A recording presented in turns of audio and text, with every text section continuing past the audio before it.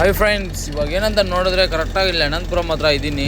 ಏನು ಮ್ಯಾಟ್ರ್ ಅಂತ ನೋಡಿದ್ರೆ ನಾನು ಮಾಡಿರೋ ತಪ್ಪು ನೀವು ಯಾರು ಮಾಡೋಕ್ಕೆ ಹೋಗಬೇಡಿ.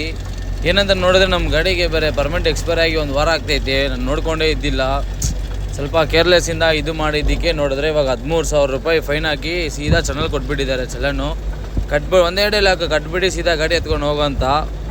ಇದು ಏನು ಸಡನ್ ಮ್ಯಾಟ್ರ್ ಅಂತ ನೋಡಿದ್ರೆ ಚೆಕ್ಕಿಂಗು ಕರ್ನೂಲಲ್ಲಿ ಬಸ್ ಆ್ಯಕ್ಸಿಡೆಂಟ್ ಆಯ್ತಲ್ಲ, ಆ ಬಸ್ಸಿಗೆ ಏನೇನು ಡಾಕ್ಯುಮೆಂಟ್ಸ್ ಇದ್ದಿಲ್ವಂತೆ.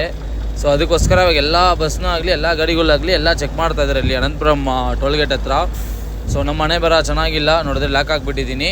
ಸೊ ಅವ್ರು 13,000 ಗಂಟ ಬಿಟ್ಟಿಲ್ಲ. ಸೇರಂತ ನಮ್ಮ ಓನರ್ ಫೋನ್ ಮಾಡಿ ಕಾಸು ಹಾಕ್ಸ್ಕೊಂಡು ಸೀದಾ ಎಲ್ಲ ಕಟ್ಬಿಟ್ಟು ಇನ್ನೇನು ಹೋಗೋದೆ.